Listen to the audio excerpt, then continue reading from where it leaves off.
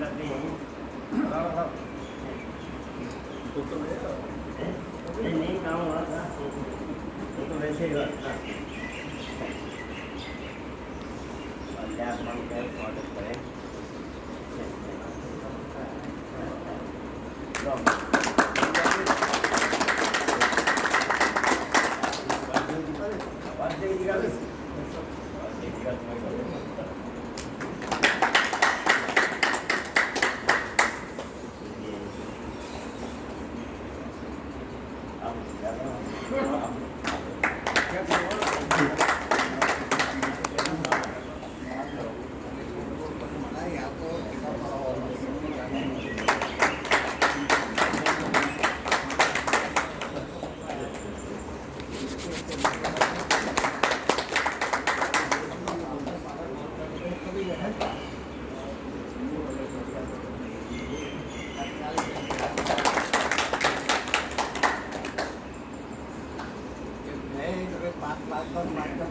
लो आपका भी कर दें।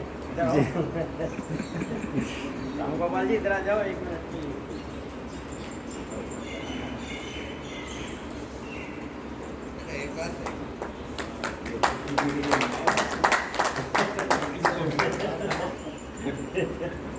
जी के लिए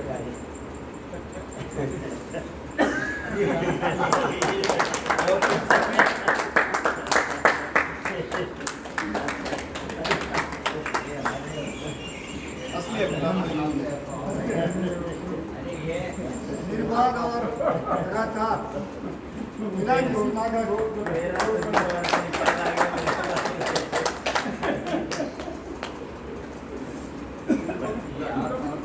यादव साहब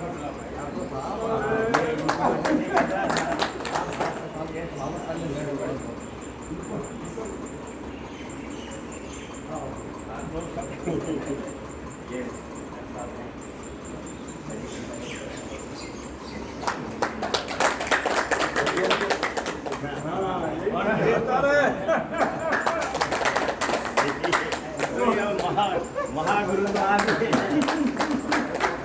जी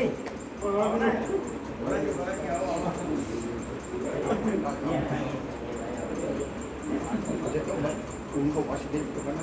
हाँ लोगोरा जी मैं तो मेरे पास है ये वयोवृद्ध है आपको हमारे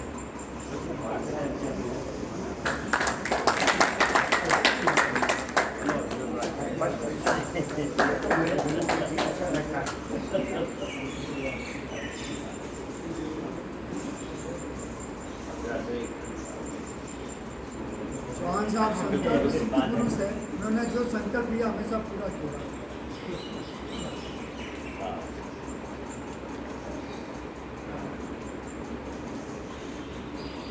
परम आदरणीय कुलभूषण जी बैराटी साहब, भाई वासुदेव जी, भाई राम गोपाल जी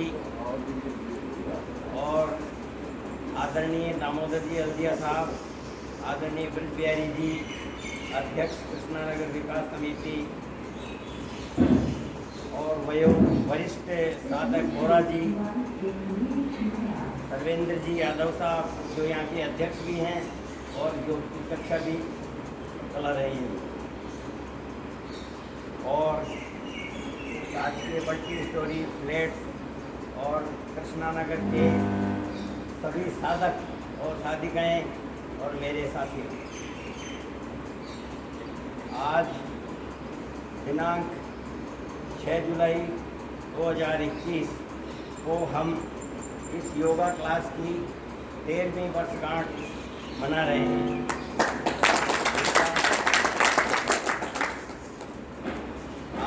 आज ही के दिन 8 जुलाई 2008 को तत्कालीन शिक्षा मंत्री श्री कालीचरण जी सर्राफ के कर कमलों द्वारा इसी स्थान पर योग कक्षा का शुभारंभ किया गया था, जो बिना किसी अवकाश के अनवरत रूप से नियमित कक्षा चल रही है।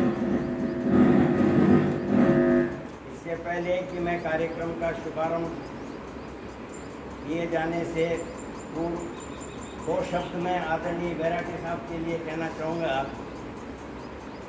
बैराटी साहब कई वर्षों से पतंजलि योग समिति राजस्थान प्रांत के प्रभारी के पद पर अपना दायित्व निर्वहन कर रहे हैं। आपने न केवल इस पद के प्रचार प्रसार का गौरव बढ़ाया है, बल्कि अपनी सेवाओं व कार्यकुशलता द्वारा प्रांत में योग के प्रचार प्रसार में मार्गदर्शन करके योग को जन जन तक पहुंचाया है। योग के गूढ़ रहस्यों को सरल भाषा में और सरल तरीके से समझाकर हम लोगों के मानस पटल पर उतारा है और उन्होंने उनसे हमें लाभान्वित किया है।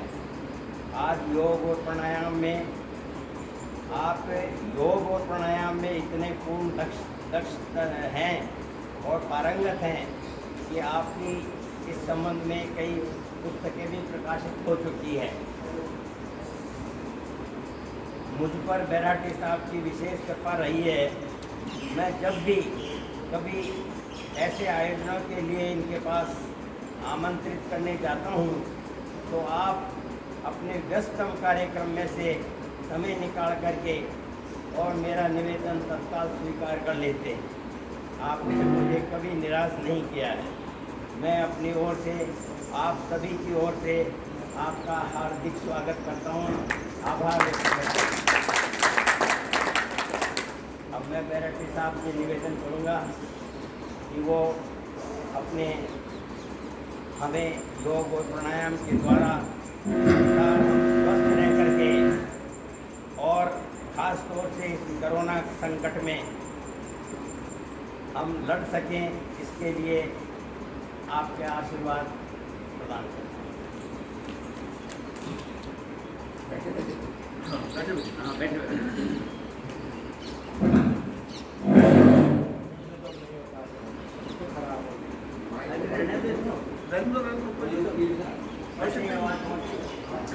उल्टा डिस्टर्ब हो रहा है।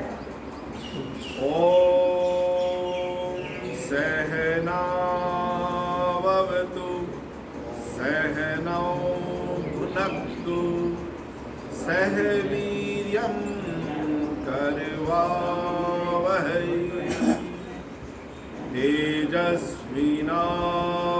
तेजस्विनावधीतमस्तु मा विद्विषावहै। ओम असतो मा सद्गमय तमसो मा ज्योतिर्गमय मृत्योर्मा अमृतं गमय।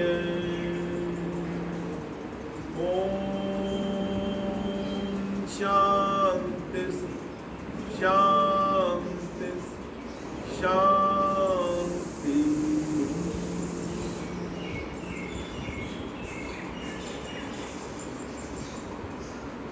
मेरे परम सम्मान के पात्र परम आदरणीय श्री दामोदर जी हल्दिया साहब,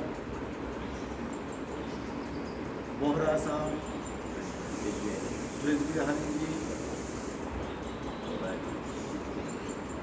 और विगत 12 वर्षों से लगातार इस योग कक्षा का संचालन कर रहे हम सबके श्रद्धा के पात्र आदरणीय छोटेलाल जी गहलोत साहब, चौहान साहब,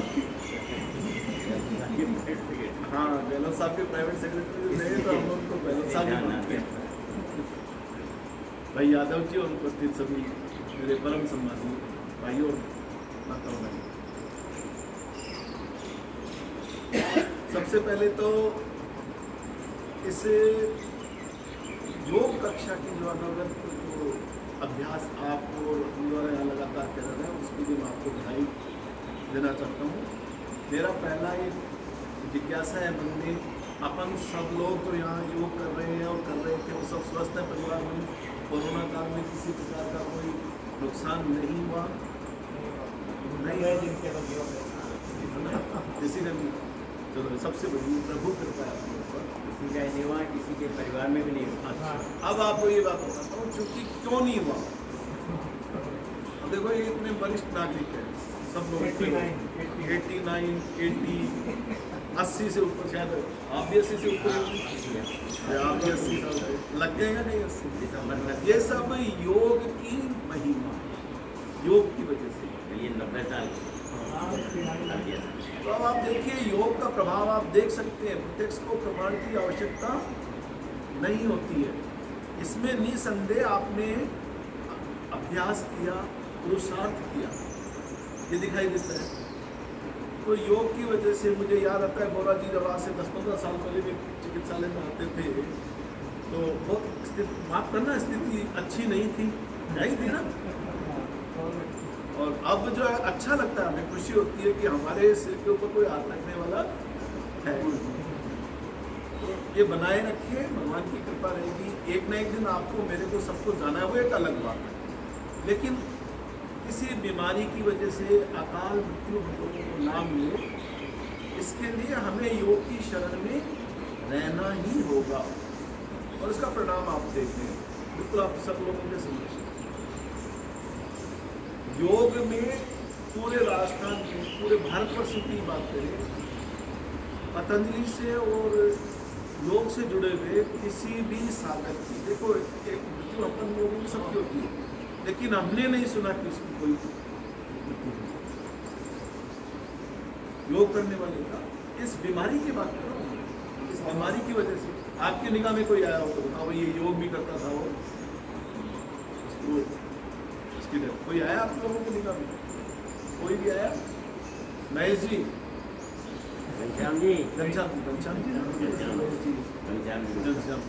कोई निगाह में आया आपके? किसी का भी आया? सब लोग से किए आप लोगों में नहीं आया ना। इसलिए बड़े भाई साहब की योगी की कोई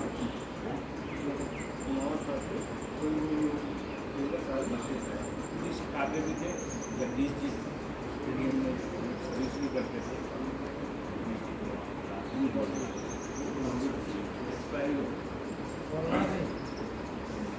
40 साल से लेकिन अपन लोगों की अपवाद स्वरूप ही मानते हैं। अपवाद स्वरूप मैंने शुरू में ही बोला था कि अपवाद स्वरूप कोई एक दो कोई मौत, बाकी ऐसा हमने नहीं सुना। तो मेरा निवेदन आज के इसमें है कि इसे लगातार रखें, करते रहें। और आप लोगों को ये समझाने की जरूरत है, क्योंकि मैं जब भी आता हूँ आप पुराने सभी कोई चेहरे जो कर रहे हैं, तो इसका एक तो ही मैं थोड़ा सा भाई साहब की और आप लोगों की अनुमति से कुछ विषय से अलग, लेकिन बहुत महत्वपूर्ण बात करता हूँ।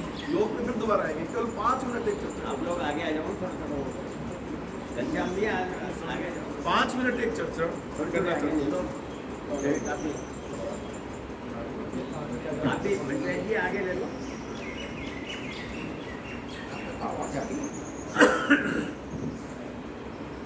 हम 1947 में आज़ाद हुए थे, ठीक है। उसके बाद में आप ये बताइए कि हमारे संसाधनों में कमी हुई या बढ़ोतरी हुई? बढ़ोतरी, लेकिन अपेक्षित विकास नहीं हुआ। जो विकास की होना चाहिए था, उसके पीछे सबसे बड़ी बाधा क्या है? जनसंख्या। मैं ये बात इसलिए कर रहा हूँ कि 5 दिन बाद में जनसंख्या दिवस आने वाला है, 11 जुलाई। बस 2 मिनट इस विषय पे बात करेंगे। फिर हम आज़ादी के समय थे लगभग 38 से 40 करोड़, जो आज 100 करोड़ है, अपन लोगों की बात करें। और दूसरे समुदाय के 3 करोड़ थे, वो 33 करोड़ है। मेरा इशारा समझ रहे होंगे आपको? समझ रहे? मेरी आवाज़ आ रही है आपको? ये समझा था। जो 3 थे वो 33 है, और हम 40 थे, वो 100 के आसपास। तो हम पहुंचे 2.5 गुना, वो पहुंचे 11 गुना। अगले 70 साल में हम कितने होंगे? 250 करोड़। और वो कितने होंगे? 350। इसलिए अभी ये आप लोगों की कृपा है, मेरे को एक बहुत बड़ा दायित्व दिया गया है, इसमें महासचिव बनाया गया है। इसका एक संगठन आपने शायद पेपरों में पढ़ा भी होगा, तो उसमें मुख्य जो दायित्व दिया है वो दिया गया कि हम किसी का कोई विरोध नहीं करें, किसी धर्म के आधार पर उसके आधार पर हम दो हमारे दो, तो केवल हमारे ही दो क्यों, ये बात है। इस पर आप मंथन करना, विचार करना। फिर अगली बार जब भी मिलूंगा तो आपको हम दो हमारे दो, तो हमारे ही क्यों दो, सबके दो। एक राष्ट्र है, एक नियम होना चाहिए, कानून होना चाहिए। तो ये मांग लेकर एक संगठन बनाया गया है और उस संगठन में राजस्थान प्रांत का महासचिव का दायित्व मेरे को दिया गया है। मैं आपको बता दूं उसके अंदर जो लोग अन्य लोग जुड़े हुए हैं, सुमन जी शर्मा है, आप लोग जानते होंगे, नाम नारायण जी चौधरी हैं, वो अच्छे एक सामाजिक कार्यकर्ता हैं, उनको प्रांत का अध्यक्ष बनाया गया है। जसवीर जी को आप सरदार जसवीर सिंह जी का नाम सुना होगा, जो हमारे कई अल्पसंख्यक आयोग के अध्यक्ष भी रहे हैं। ऐसे बहुत सारे, मेरे अलावा बहुत सारे जाने माने लोग ही हस्तियाँ ही हैं, लेकिन जो मुख्य दायित्व एक महासचिव की कार्य होता है कि वो पूरा इसका प्रचार प्रसार और प्रसार करें। मैंने निवेदन किया कि हम दो हमारे दो, तो हमारे ही दो क्यों। आपने देखा होगा, सिर्फ 1 मिनट बोल रहा हूँ कि जहाँ हिंदू बाहुल्य क्षेत्र था वहीं आपको ये मिला होगा लिखा हुआ, और केवल हिंदी में मिला होगा या इंग्लिश में मिला होगा दक्षिण भारत में। कहीं पर भी आपने उर्दू में ये लिखा हुआ देखा? नहीं देखा? इस पर मंथन करना। अगली बार आऊँगा, मेरे को आवश्यकता पड़ेगी तो आप लोगों को इस संगठन से जोड़ना चाहूँगा। आप लोग जुड़ेंगे? सुविधाएं बोल लेते हैं। मैं भी बोल नहीं सकता। 77 में क्या हुआ था आपको पता है?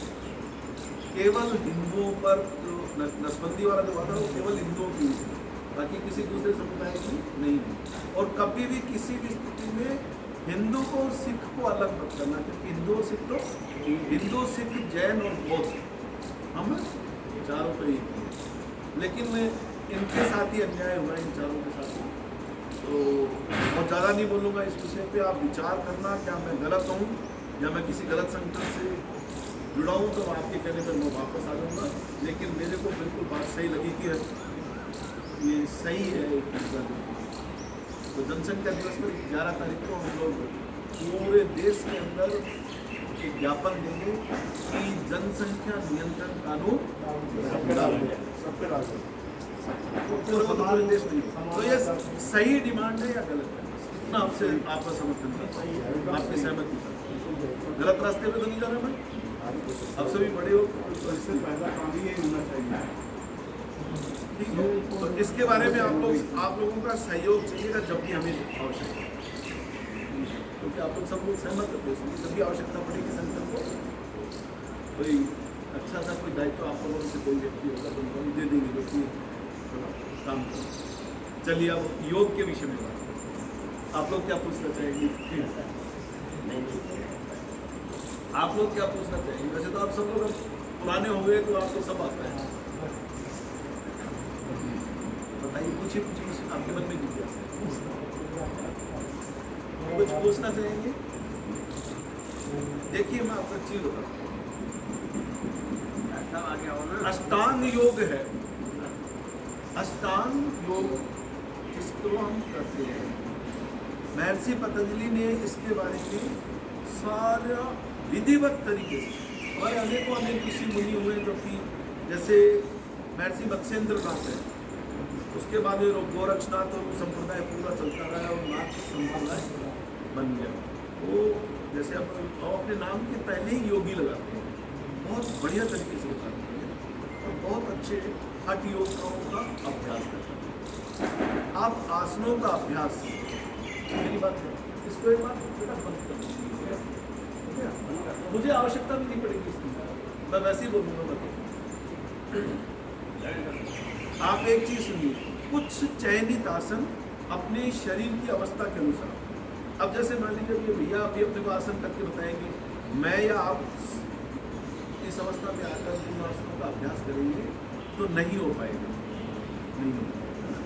तो नए जो हमारे बच्चे हैं, नए जनरेशन युवा जो लोग हैं, उनको जरूर करवाएं और करें, तो उनका शरीर सुंदर, सुडौल, लचीला रहेगा, स्वस्थ रहेगा, उनको निश्चित रूप से लाभ मिलेगा।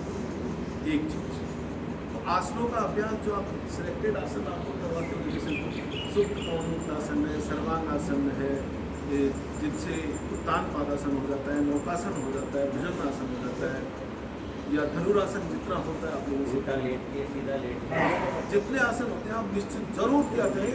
उससे क्या है, आपके शरीर में शिथिलता और रोग नहीं आएंगे। जब भी आसनों का अभ्यास करें तो एक विशेष बात मैं बताता रहता हूँ, चौहान साहब जरूर बताते होंगे आपको, हमें श्वासों का अभ्यास, हमें आसनों का अभ्यास प्राणायाम के साथ करना है। यानी कि श्वास लेना, श्वास छोड़ना, श्वास रोकना। जो आसन है, अभी मान लीजिए आपने धनुरासन किया, तो आसन की स्थिति में श्वास को अंदर रोकना, हर आसन में अंदर नहीं, तो जितनी देर तक आप श्वास को अंदर रोक सकते हो उतनी देर तक आसन की स्थिति में रोकिए। ये नियम है, ठीक है ना। नाभि से ऊपर का शरीर आगे झुकेगा, श्वास बोलो सबको याद है, बाहर निकालना है, दाएं बाएं पीछे जाएगा तो श्वास लेना है। तो आसनों का अभ्यास आप अगली बार लीजिए, आपको जा सकते हो पश्चिमोत्तानासन करें तो शरीर आगे झुक रहा है, तो वहाँ श्वास छोड़ दीजिए और छोड़ के जितनी देर तक रुक सकते हो, श्वास को बाहर रोकिए, जितनी देर तक रुक सकते हो उतनी देर तक रुकिए। तो बिल्कुल क्यों, ये सामान्य एक प्रश्न आता है, साहब इस आसन में कितनी देर रुके, श्वास की क्या स्थिति हो, तो मैंने बिल्कुल सरल भाषा में आपको बता दिया ये श्वास की स्थिति है और कितनी देर तक रुकना है। ये तो हुई एक बात। प्राणायामों का अभ्यास खूब लंबे समय से आप लोग कर रहे हैं, बहुत अच्छे कर रहे हैं, कोई दिक्कत नहीं। आप लोगों से दूर हो जाओ। मैंने शायद 2 साल पहले यहाँ आए थे, पिछली बार तो अपन किया नहीं था, मुझे याद आ रहा है, या पिछले वहाँ अभी किया था। ध्यान का अभ्यास आप लोगों को तो अब हमारी अवस्था आ गई है, उसमें क्या करना चाहिए, ध्यान लगता ही नहीं। ये प्रश्न, ये समस्या कितने लोगों के साथ हो रही है?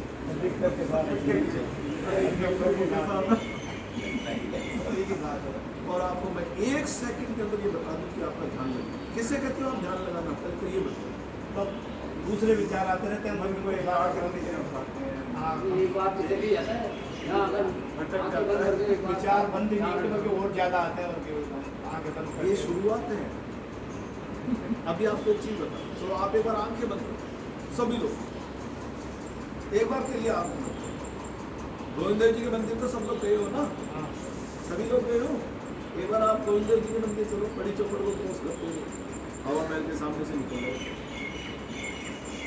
गोविंद देव जी के दर्शन करें,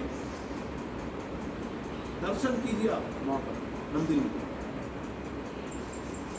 और अब वापस आ जाइए। एक बार आंखें खोलिए, ईमानदारी से बतलाना कितने लोगों को दर्शन हुआ, कितने लोगों ने महसूस किया कि हम मंदिर में हैं, ये बताओ मेरे को। इतने अपन चर्चा करें, एक बार बताइए, हुआ डॉक्टर साहब, भैया जी आपने किया? हमको सेकंड के लिए पहुंचे साहब वहाँ पे, है ना? आप बता दो, जब आप वहाँ पहुँच सकते हो तो फिर ध्यान की स्थिति भी क्यों नहीं जा सकती? पहुँचे ना आप सब लोग, पहुँचे ना? एक बार और बंद करो, अपने अपने घर भी जाओ एक बार,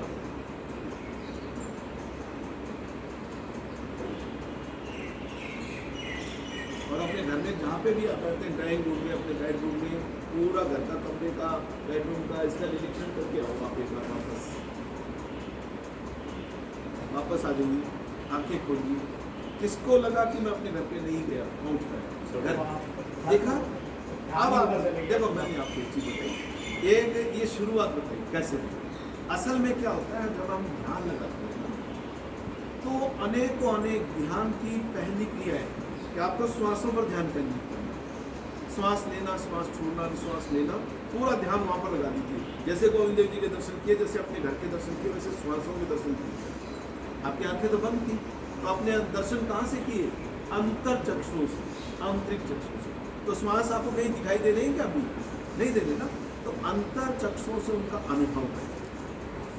एक बार कीजिए, ये भी यहाँ श्वास जा रहा है अंदर और श्वास बाहर आ रहा है। जैसे गोविंद देव जी के दर्शन किए, वैसे इसके श्वास हो गए। जैसे घर का निरीक्षण किया, वैसे इसका निरीक्षण। 2 मिनट के लिए करें, 2 मिनट नहीं 1 मिनट ही कर लीजिए। लंबा गहरा श्वास मेरे भीतर जा रहा है और बहुत धीमी गति से, ध्वनि रहित गति से मंद मंद श्वास बाहर की ओर आ रहा है। अपने आंतरिक चक्षुओं से, अंतर्मन की आंखों से उन्हें देखने का प्रयास करें। जो अंदर की आंखें जिसे मैं आंतरिक चक्षु बोल रहा हूँ, उन्हें नासा छिद्रों पर केंद्रित कर दें। नाक के जो छिद्र हैं, नॉस्टल्स जो हैं, वहाँ लगा दें और आते जाते श्वासों को, जैसे एक चौकीदार होता है, वो आने और जाने वाले प्रत्येक व्यक्ति पर अपनी दृष्टि को केंद्रित रखता है। ठीक उसी प्रकार आप अपनी चक्षुओं को, आंतरिक चक्षुओं को आदेश दें आने और जाने वाले श्वासों पर ध्यान दें। आपको दिखाई देने लगेंगे कुछ दिनों के अभ्यास के बाद क्या श्वास जा रहा है, श्वास आ रहा है, और मेरी अनुभूति के बिना न अंदर जा रहा है न बाहर आ रहा है। मेरी मतलब आप स्वयं हमने जो हिसाब करवाते हैं उसके बाद अब आंखें खोलिए। एक बार कितने लोगों को हुआ ही कि हाँ श्वास को देख पाए या नहीं देख पाए? तो मैं इसमें एक अलग हटके बात हुआ, ईमानदार से हाथ खड़ा करो कि हाँ हमारे को हुआ। जब आप ये करेंगे, ऐसा करेंगे, शुरुआत करेंगे, तो हजारों सैकड़ों की संख्या में आपके मन में विचार आएंगे, विचारों का तूफान आएगा। हम क्या करते हैं, आपके प्रश्न का उत्तर है, जब वो तूफान आता है उसके बाद में ध्यान लगाना छोड़ देते हैं। क्या कभी तूफान शांत नहीं होता? बोलो। तो वो तूफान शांत होगा, उसका इंतजार कीजिए। जब वो शांत होगा तो आपका मन विषयहीन हो जाएगा, विचारहीन हो जाएगा। मन में, मस्तिष्क में कोई विचार नहीं होगा। वो फिर स्टेज है जहां आपको ध्यान करना है। एक बार हो जाएगा।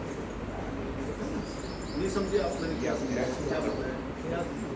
बताइए। करना पड़ेगा। जब हम श्वासों पर ध्यान केंद्रित करेंगे, एक बार दोबारा सुन लीजिए, जब आप लगातार श्वासों को देखेंगे तो प्रारंभ के कुछ दिनों में क्या आपकी उथल पुथल होगी बहुत ज्यादा।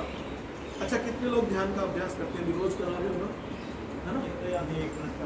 करवाते हैं, पर महीने में 1 या 2 बार करवाते हैं।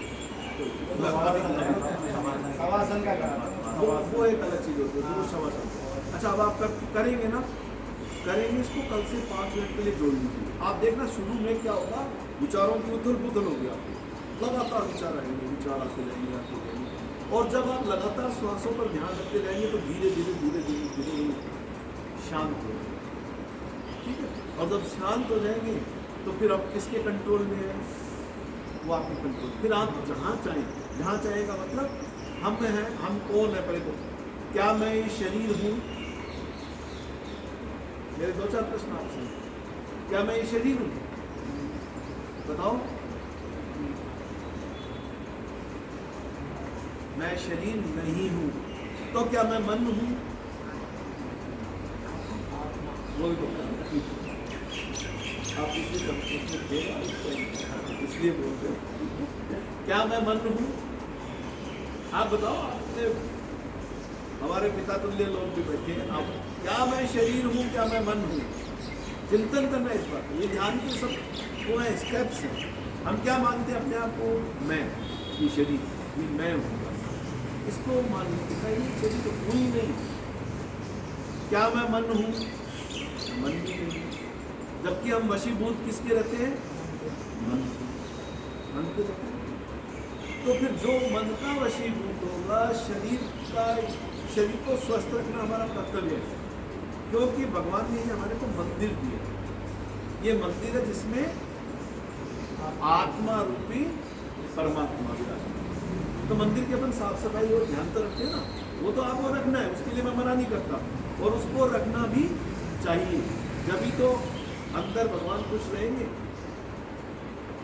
ये आपको लगनी होगी कोई घुमा रहे हैं, इधर उधर की बातें करें, ऐसा नहीं। वास्तविकता ये ना मैं शरीर हूँ, ना मैं मन हूँ, अपितु मैं तो उस परम पिता परमेश्वर का एक दिव्य अंश हूँ, उसका अमृत पुत्र हूँ। पुत्र में पुत्र पुत्री दोनों आ जाती है, क्योंकि जब जहाँ माँ की व्याख्या की जाती है तो क्या बोला जाता है? मान्यम हितम करोति स माता। जो अपनी संतान में पुत्र और पुत्री दोनों आ रखी है, तो उसकी जो हित से तात्पर्य क्या है यहाँ पर, अभी बताते तो ये बात भी थोड़ा आगे जो बात तो हित का तात्पर्य न केवल जन्म देना, न केवल सुनाई दे रहा आप लोगों को, नींद तो नहीं आ रही,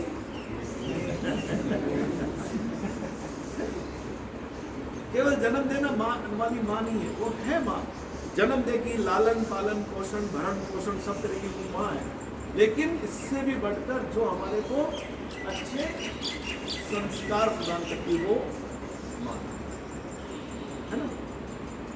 तो ये बात एक अलग आ गई थी। तो इसलिए आप श्वासों पर ध्यान देंगे, आपके मनों में जैसे जैसे आप श्वास पे ध्यान देंगे आपको विचार की उथल पुथल होगी, विचारों की उथल पुथल होना शुरू हो जाएगी, बहुत ज़्यादा विचार आएंगे। तो एक बार 1 मिनट के लिए श्वासों पर ध्यान लगाइए। अभी आपको प्रैक्टिकल कराते हैं साथ ही साथ, मैं भाषण दो के चले जाऊँगा, आपको पता ही नहीं चलेगा। एक बार लगाओ आंखें बंद कीजिए, आंखें बंद करना जरूरी है। नए साथ होगी, नए साथ आंखें बंद, लंबा गहरा श्वास अंदर जा रहा है और श्वास बहुत धीरे धीरे बाहर आ रहा है। हमें क्या करना है, दृष्टा भाव से देखना है, साक्षी बनने का प्रयास करना है श्वासों को। आते जाते श्वासों पर अपनी निगाह, अपना कंट्रोल, अपना नियंत्रण, अपनी दृष्टि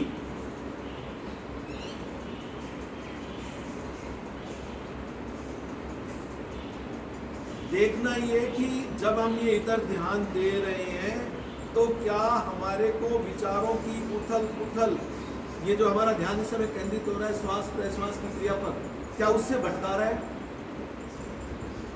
अब वापस आइएगा, ऐसा हो रहा है, हम श्वास देखने की कोशिश कर रहे हैं जबकि विचार आ रहा है, अभी आज वहाँ जाना है, बैंक जाना है, आज ऑफिस जाना है, आज ये सामान लाना है, ये सामान पहुँचाना है, ये हो रहा होगा ना। आप मेरे को सही बात बताएंगे तो मैं आपको आगे बढ़ाता हूँ। हो रहा है खाली श्वासों पे ध्यान रखेंगे, श्वास पे रहेगा ना। ये निकल रही है, वापस जा रही है, तो नहीं आता, नहीं आ रहा ना, लेकिन कुछ लोगों को शुरू में आएगा, इधर उधर आपका ध्यान श्वास पे लगेगा ही नहीं शुरू में, लेकिन जब श्वासों पर ध्यान लगने लग जाए उस समय क्या होगा कि सुनने की स्थिति बच जाएगी, विषयहीन हो जाएंगे, विचारहीन हो जाएंगे। उस स्थिति में आपको अपने ध्यान को केंद्रित, समझ आ रही है? तो ध्यान लगाने के लिए इतने मार्केटिंग का वो कर दिया है, कुछ भी नहीं है। पहले सबसे पहले अपने मन को क्या करना है, विषयहीन करना है, विचारहीन करना है, स्थिर करना है। और हम क्या करते हैं, जैसे ये श्वासों पर ध्यान लगाते हैं, ध्यान लगाने की कोशिश करते हैं, उथल पुथल होकर हम वहाँ छोड़ देते हैं, उसको होने दीजिए। अल्टीमेटली अंत तो कतो वो शांत होंगे, जो भाव आ रहे, जो विचार आ रहे, वो शांत होंगे, और जहाँ शांत होंगे वहाँ से आपके ध्यान की शुरुआत होगी। ठीक है, समझ रहे हो आप? तो ये ध्यान का अभ्यास रोजाना 5 मिनट करेंगे ना, क्या लाभ है ध्यान से बताइए? सांसों को जैसे आ रहे हैं जा रहे हैं, उसके बाद फिर कहाँ मन विषयहीन हो जाएगा। फिर अपनी आत्मा, मैंने अभी पहले ही बताया, मैं तो मैं शरीर हूँ, मैं मन हूँ। आपकी आत्मा को अपने परमात्मा मिलेगा। अब होगा क्या इसके बाद, ये जो दिव्य ज्योत यहाँ अपने आप टाइम बाद में दिखाई देती है। ये क्या है? ये आध्यात्मिक। और वैसे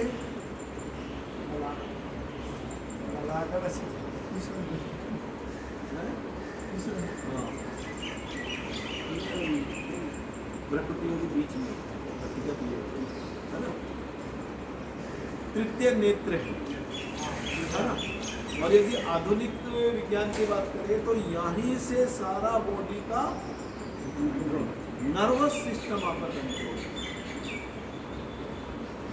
यहीं से सारा नर्वस सिस्टम, सारे ध्यान है आप लोगों को कि कौन सा सिस्टम कहाँ है, कैसे मैंने बताया था ना।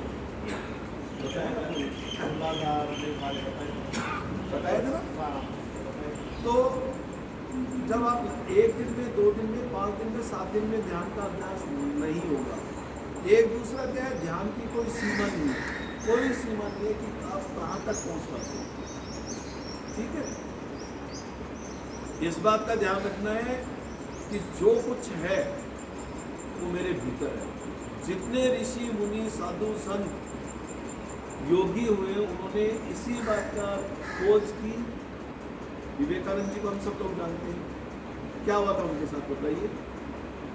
ध्यान की स्थिति में क्या हुआ था? उनको भीतर क्या दिखाई दिया था? दिव्य प्रकाश। क्या मैं गलत बोल रहा हूँ या आप लोगों को सबको इसका मालूम है? बोलो, पढ़ा होगा ना आप लोगों ने? पढ़ा होगा ना? तो जो कुछ है वो आपके भीतर है, बस उसी को खोजना है। हम मैंने बताया हम उस परमात्मा के अंश हैं। मैं अभी आपको यहाँ से तैरने की विधि बता के चले जाऊँगा। आखिर में करना क्या होगा? अभ्यास। तो मैंने आपको एक नियम बता दिया कि इसमें जो विचारों को ऐसे श्वासों पर ध्यान देना है, विचारों की उथल पुथल होगी, कोई ध्यान नहीं देगा, धीरे धीरे वो शांत होगी। उसके बाद में आज्ञा चक्र में ज्योत से प्रति अपने दिखाई देने लगेगी और वहाँ ध्यान लगाना, उससे जुड़ने का और अपने भीतर उतरने का प्रयास करना, अपने आप को देखना। हम समझ के आ लेते हैं कि मेरा भगवान में ध्यान लग जाए, वो लग जाए। जो कुछ है वो आपके भीतर है, क्योंकि हम क्या है, मैंने पहले भी बोला, हम उसी के अंश। तो ध्यान आप जरूर किया करो। कोई सी भी बीमारी हो, मानसिक तनाव, मानसिक अवसाद, अनिद्रा, अति निद्रा, हृदय रोग में बताने लगे।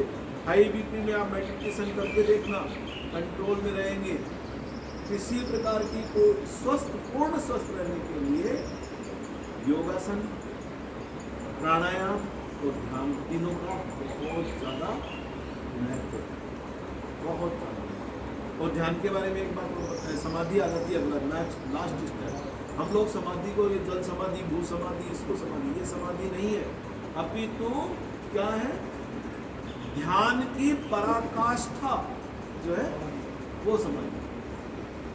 क्या है समाधि? ध्यान की पराकाष्ठा, मतलब इसके बाद में ध्यान की अंतिम स्थिति तक आप पहुँचते हैं तो वही समाधि है। और समाधि में फिर क्या होता है? ध्यान की उस स्थिति में पहुँचते हैं तो क्या होता है बताओ? हमारी समस्त समस्याओं का समाधान होता है। समाधि समाधानम, समाधि से समस्याओं का समाधान होता है। तो कोई प्रश्न आपको पूछिए। ऐसा मुझे जैसे अपना योग से 2009 से शुरू हो रहा है, अब मुझे 3 समाधि में 6 हो जाता है, अब फिर मैं सो नहीं सकता। ईश्वर आपको बहुत अच्छे कर्म करने का आदेश देते हैं। ऐसा आप पढ़ना शास्त्र में लिखा है कि 3 बजे की निद्रा खुल जाती है तो उस टाइम आपको बेड पे नहीं रहना, बेड पे रहते ही नहीं। ब्रह्म मुहूर्त से पूर्व का समय हो तो अच्छे, जिस पर उसकी कृपा होती है, जो हमने पढ़ा है उसी को बता रहा हूँ, जिस पर उसकी कृपा होती है उसी क्या होती है, ये मैं सोचने का कि बुढ़ापा नहीं। सही में हमें अच्छी तरह याद है, मैं कभी 3 बजे बाद में नहीं रहा, नींद पूरी नहीं होती। क्यों नहीं होती? मैं 9:20 पे सोता हूँ, 9:20 में। हाँ तो क्या दिक्कत है? कभी नहीं महसूस होगा आप, बल्कि आपको ज़्यादा स्फूर्ति, ज़्यादा चुस्ती महसूस होगी। आपकी अवस्था मेरे ख्याल से 70 के आसपास होगी।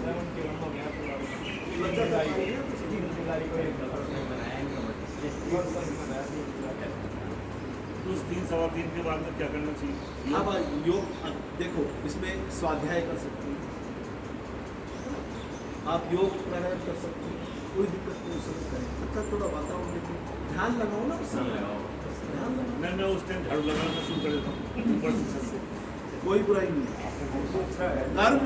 कर्म करना गीता का यदि सबसे बड़ा सार है तो वो कर्म तो काम जो ऊपर की छत से लेकर सीढ़ी रोड भी अंधेरा मत रखना। देखो मजाक में मत रखना, तो अंधेरे में गिर मत जाना, सीढ़ियों में नहीं, अवस्था ऐसी होती है। गिर चुका था पहले, हाँ 15 दिन उनको दे दिए थे। बहुत बहुत धन्यवाद, आपने मेरे को इतने धैर्य से सुना। गोविंद जी जो है अपने आसन करके बताएंगे कटे साल में। आप इधर आ जाओ साइड में, ये जगह इनको दे दीजिए। ये रामगोपाल जी आर्य साहब जुलाई में पकड़ा मैंने उनको जेल का पास रामगोपाल जी जाएगा और बच्चों को मैं इनको अलग अलग पार्कों में ले गए, कब से ये पार्कों में ले गए।